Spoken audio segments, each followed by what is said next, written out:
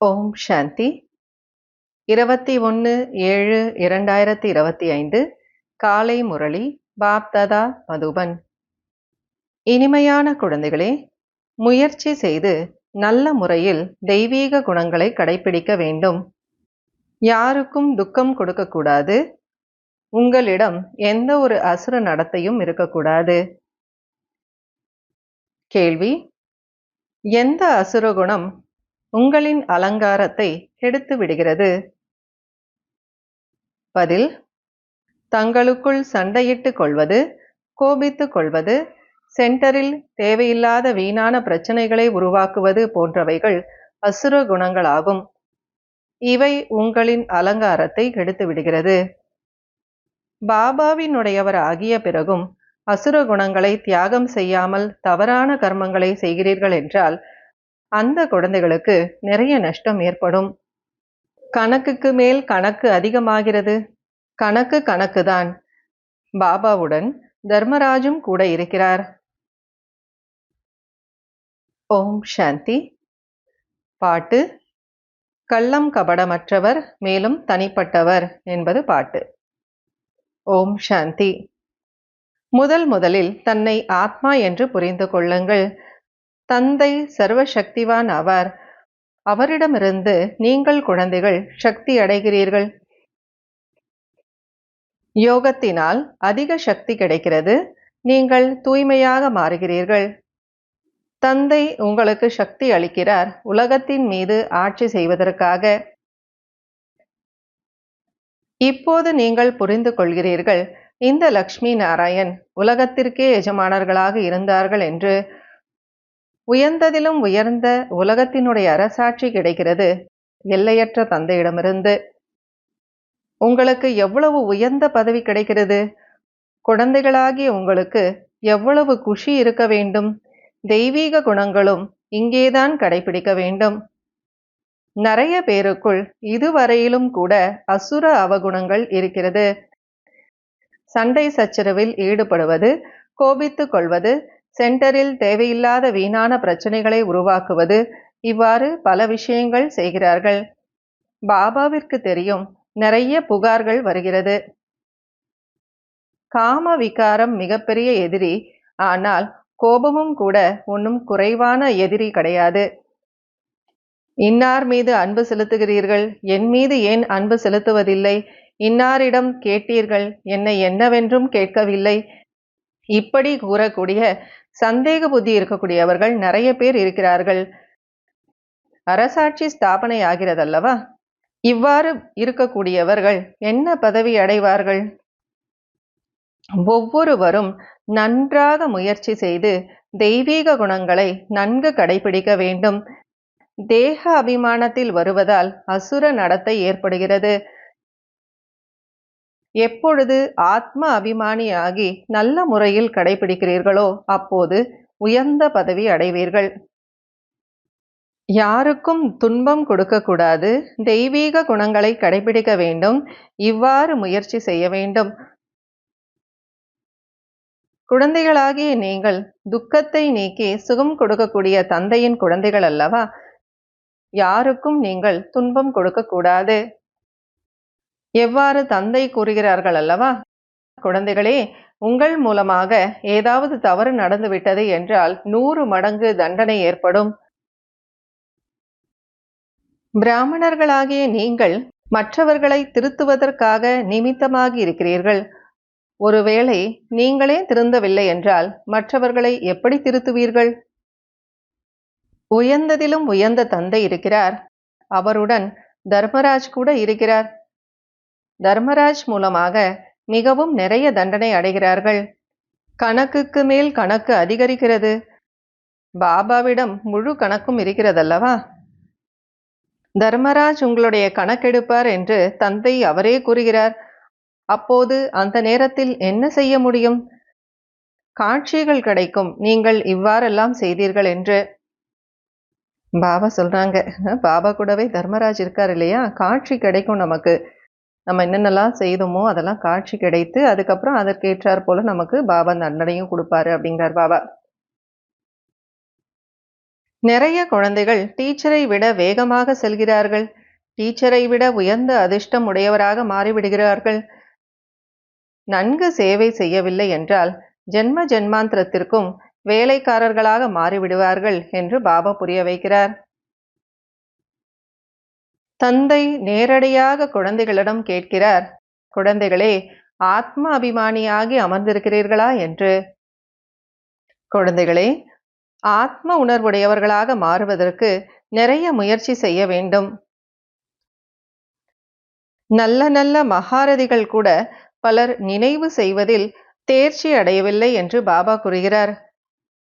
மிகவும் நல்ல நல்ல பெண் குழந்தைகள் கூட கண்காட்சிகளில் புரிய வைப்பதில் மிகவும் கூர்மையாக இருக்கிறார்கள். ஆனால் தந்தையின் நினைவில் இருப்பதில்லை, யோகத்திலும் இருப்பதில்லை, தெய்வீக குணங்களும் இருப்பதில்லை. அவ்வப்போது பாபாவிற்கு நினைவு வருகிறது, இப்படி இன்னும் என்னென்ன மனநிலைகள் குழந்தைகளிடம் இருக்கிறது என்று. அதாவது பாபா பார்க்கிறார், இன்னும் எப்படியெல்லாம் மனநிலைகள் இருக்கு குழந்தைகளுது அப்படின்னு பாபா பார்க்குறாங்க.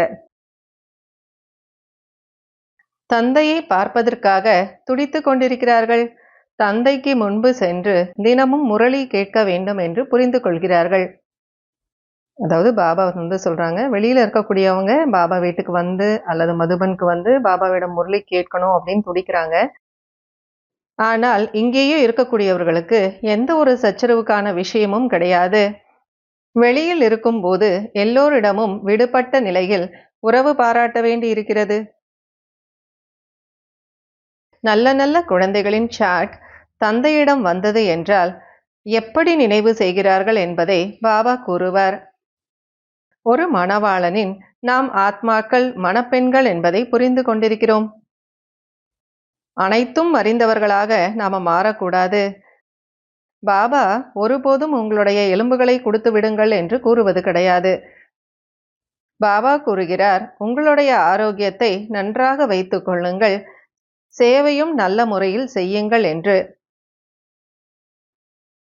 எவ்வளவுக்கெவ்வளவு நினைவு பலத்தில் இருக்கிறீர்களோ அந்த அளவிற்கு மனிதர்களை நீங்கள் ஈர்க்க முடியும். இதில்தான் சக்தி இருக்கிறது. தூய்மைதான் முதலான விஷயம் என்று பாபா கூறுகிறார்.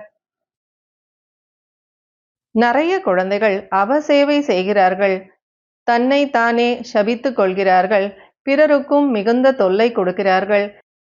கெட்ட குழந்தைகளாக மாறுகிறார்கள் என்றால் தனக்குத்தானே சாபமிட்டுக் கொள்கிறார்கள். தந்தை படிப்பிக்கின்றார், குழந்தைகள் தங்கள் மீது கருணை காட்டிக்கொண்டு படிக்க வேண்டும், நடத்தையும் நன்றாக வைக்க வேண்டும். பாபா பிராமணிக்கு கூறுவார், பதிவேடை எடுத்து வாருங்கள் என்று. ஒவ்வொருவருடைய செய்தியை கேட்டு புரிய வைக்கப்படுகிறது. அப்போது என்ன நினைப்பார்கள்? இந்த சகோதரி ரிப்போர்ட் செய்து விட்டார், இன்னும் அவசேவை செய்வதில் ஈடுபட்டு விடுவார்கள். மிகவும் உழைப்பிருக்கிறதல்லவா? அதாவது பாபா சகோதரிகள் கிட்ட கேட்பாங்க, எல்லாருடைய பதிவேடு கொண்டு வாங்க அப்படின்னு சொல்லுவாங்க. அப்போ எல்லாரும் என்ன நினைச்சுக்கிறாங்க, இந்த சிஸ்டர் தான் போயிட்டு பாபா கிட்ட சொல்லி கொடுத்துட்டாங்க, ரிப்போர்ட் பண்ணிட்டாங்க அப்படின்னு சொல்லி நினைச்சுக்கிட்டு இன்னும் நிறைய அவசேவை செய்ய ஆரம்பிச்சிருவாங்க, டிஸ்சர்வீஸ் பண்ணுவாங்க. பாபா சொல்றாரு, நிறைய உழைப்பு இருக்கிறது இல்லையா அப்படிங்கிறார் பாபா. பாபா வார்னிங் கொடுக்கிறார், மிகவும் எச்சரிக்கையாக நடந்து கொள்ளுங்கள் என்று. சிறை பரவி ஆகாதீர்கள் என்று கூறுகிறார். நினைவு யாத்திரையில் இருங்கள், நினைவுதான் உங்களுடைய வேலைக்கு உதவும். தர்மத்தை ஸ்தாபனை செய்யக்கூடியவர்களை நல்வழி காட்டக்கூடிய வள்ளல் என்று எவ்வாறு கூற முடியும்? இது மிகவும் ஆழமான விஷயங்கள், புரிந்து கொள்ள வேண்டியதாக இருக்கிறது. மற்ற தர்மத்தை ஸ்தாபனை செய்யக்கூடியவர்கள் தர்மத்தை மட்டுமே ஸ்தாபனை செய்கிறார்கள். அவர்களுக்கு பின்பு அனைத்து ஆத்மாக்களும் வந்து விடுகிறார்கள்.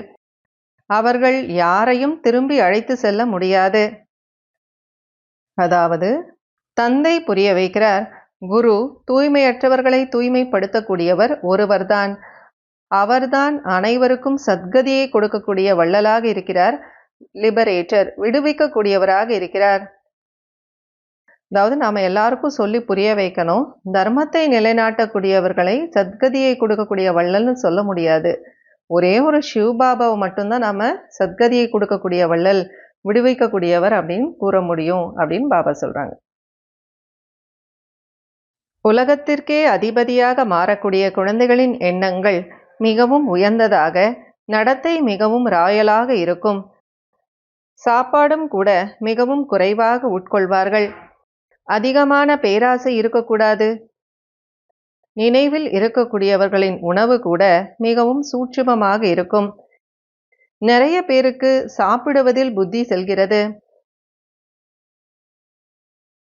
குழந்தைகளாகிய உங்களுக்கு உலகத்திற்கே அதிபதி ஆகிறோம் என்ற குஷி இருக்கிறது. குஷியை போன்ற டானிக், அதாவது சத்துணவு இல்லை என்று சொல்லப்படுகிறது. எப்போதும் இது போன்ற மகிழ்ச்சியில் இருந்தால் உணவும் கூட மிகவும் குறைந்துவிடும். அதிகமாக சாப்பிடும்போது சுமையாகிவிடும். பிறகு தூக்கம் வந்து கொண்டே இருக்கும். அப்புறம் பாபா கிட்ட போய் சொல்வாங்க, பாபா தூக்கம் வருகிறது என்கிறார்கள். சதா உணவு ஒரே அளவாக இருக்க வேண்டும். நல்ல உணவாக இருந்தால் நிறைய சாப்பிடக்கூடாது. நல்லது.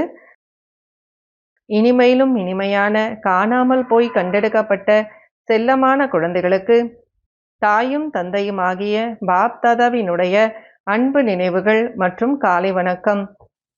ஆன்மீக குழந்தைகளுக்கு ஆன்மீக தந்தையின் நமஸ்காரம். ஆன்மீக தந்தைக்கு ஆன்மீக குழந்தைகளின் நமஸ்காரம், அன்பு நினைவுகள் மற்றும் காலை வணக்கம். கடைபிடிக்க வேண்டிய முக்கியமான சாராம்சம். முதல் பாயிண்ட், நாம் துக்கத்தை நீக்கி சுகம் கொடுக்கக்கூடிய தந்தையின் குழந்தைகள். நாம் யாருக்கும் துக்கம் கொடுக்கக்கூடாது. அவசேவை செய்து தன்னை தானே சபித்து கொள்ளக்கூடாது. செகண்ட் பாயிண்ட், தன்னுடைய எண்ணங்களை மிகவும் உயர்ந்ததாகவும் மேலானதாகவும், அதாவது ராயலாக வைத்து கொள்ள வேண்டும். இரக்க மனம் உடையவராகி சேவையில் ஈடுபட வேண்டும். சாப்பிடுவது, அருந்துவது போன்றவைகளில் பேராசையை விட்டுவிட வேண்டும். வரதானம். நேர்மையுடன் தன்னை தந்தைக்கு முன்பாக வெளிப்படையாக தெளிவுபடுத்தக்கூடிய ஏறும் கலையின் அனுபவி ஆகுக. நான் எப்படி இருக்கின்றேனோ, எதுவாக இருக்கின்றேனோ அதை அப்படியே தந்தைக்கு முன்பாக வெளிப்படுத்த வேண்டும். இதுவே அனைத்தையும் விட உயர்ந்ததிலும் உயர்ந்த ஏறும் கலைக்கான சாதனமாகும். புத்தியில் இருக்கும் அநேக விதமான சுமையை முடிப்பதற்கான சகஜமான யுக்தியும் ஆகும். நேர்மையுடன் தன்னை தந்தைக்கு முன்பாக வெளிப்படுத்துவதே முயற்சிக்கான வழியை தெளிவு செய்வதாகும். சில நேரங்களில் புத்திசாலித்தனமாக தன்னுடைய மனவழி மற்றும் பிறர் வழியின் திட்டங்களை உருவாக்கி பாபாவிடமும் நிமித்தமான ஆத்மாக்களின் முன்பாக ஏதாவது ஒரு விஷயத்தை வைக்கின்றீர்கள் என்றால் இதுவும் கூட நேர்மை இல்லை. நேர்மை என்றால் எப்படி தந்தை தன்னை பற்றி உள்ளது உள்ளபடி குழந்தைகளுக்கு முன்பாக வெளிப்படையாக இருக்கின்றாரோ அவ்வாறே குழந்தைகளும் தந்தைக்கு முன்பாக வெளிப்படையாக இருக்க வேண்டும். பாபா என்ன சொல்ல வராங்க அப்படின்னா, நம்ம மனசுல ஏதாவது ஒன்று நினைப்போம், அந்த நம்ம மனம் சொல்லக்கூடிய வழி, இல்லைன்னா மற்றவங்க ஏதாவது சொல்லுவாங்க, அந்த பிறர் சொல்லக்கூடிய வழி, அதுக்கேற்ற மாதிரி நம்ம பிளான் பண்ணிடுவோம் நம்ம மைண்டில். அதுக்கப்புறம் என்ன பண்ணுவோம், பாபா கிட்ட அப்படியே சொல்லுவோம். பாபாவும் அதுவே சொல்லணும்னு எதிர்பார்ப்போம். அதே தான் நிமித்தமான ஆத்மாக்கள் கிட்ட சொல்லுவோம். சொல்லி சொல்லி அதை பற்றி புரிய வச்சு இல்லை திட்டம் பண்ணி அவங்க வாயிலிருந்தே அதை மாதிரி வர வைப்போம். பாபா சொல்கிறார், இதெல்லாம் நேர்மை கிடையாது அப்படிங்கிறார் பாபா. பாபா முன்னாடி நம்மளை தெளிவாக ஒரு விஷயத்தை நம்ம சொல்லணும். பாபா என்ன டைரக்ஷன் கொடுக்குறாரோ அதற்கேற்றாற் போல நாம் நடக்கணும். ஸ்லோகன். யார் சதா சர்வஸ்வ தியாகி என்ற நிலையில் இருக்கிறார்களோ அவர்களே உண்மையான தபஸ்வி ஆவார்கள். இன்றைய அவ்யக்த சமிகை. எண்ணங்களின் சக்தியை சேமியுங்கள், உயர்ந்த சேவைக்கு நிமித்தமாகுங்கள். நிகழ்காலம் எதிர்காலத்தை காண்பிக்கும் கண்ணாடியாகும். நிகழ்காலத்தின் நிலையில், அதாவது கண்ணாடியின் மூலமாக தன்னுடைய எதிர்காலத்தை தெளிவாக காண முடியும். எதிர்காலத்தில் ராஜ்ய அதிகாரி ஆகுவதற்காக நிகழ்காலத்தில் என்னிடம் ஆளுமை சக்தி எவ்வளவு இருக்கிறது என்பதை சோதனை செய்யுங்கள்.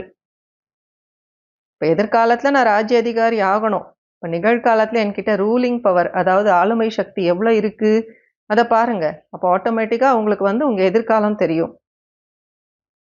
முதலில் சூட்சும சக்திகள், விசேஷமான காரியம் செய்யக்கூடிய எண்ண சக்தியின் மீதும் புத்தியின் மீதும் முழுமையான அதிகாரம் இருக்க வேண்டும். அப்போது தன்னுடைய எதிர்காலத்தை பிரகாசமடைய செய்ய முடியும். அதாவது இப்போ நமக்கு நம்முடைய மனசு, அதாவது நம்முடைய எண்ணங்களின் சக்தியின் மீதும் புத்தியின் மீதும் முழு அதிகாரம் இருக்கணும். அப்போதான் நம்முடைய எதிர்காலத்தை நாம நல்லா பிரகாசமடைய செய்ய முடியும். ஓம் சாந்தி. கருமங்கள் செய்,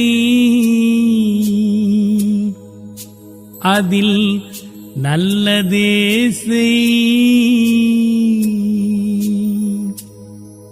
தர்மத்தின் முன் நிற்க வேண்டும். ஒரு நாள் நீ நிற்க வேண்டும்.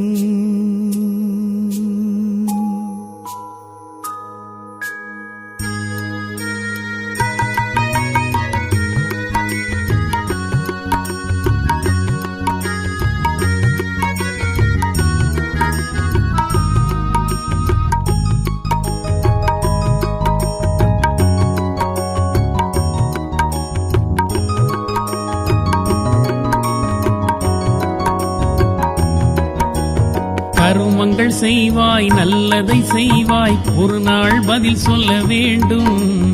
தர்மம் உன்னை கேட்கும். தர்ம தேவனுக்கு முகத்தை காட்டி நீதான் பதில் சொல்ல வேண்டும். நீதான் பதில் சொல்ல வேண்டும். நீதி தேவனே உன் முன் வருவான். நீ உன்னை ஆயத்தம் செய்வாய். நீ உன்னை ஆயத்தம் செய்வாய். கருமங்கள் செய்வாய், நல்லதை செய்வாய், ஒரு நாள் பதில் சொல்ல வேண்டும். தர்மம் உன்னை கேட்கும். நல்லதை செய், என்றும் நல்லதை செய். நல்லதை செய், என்றும் நல்லதை செய்.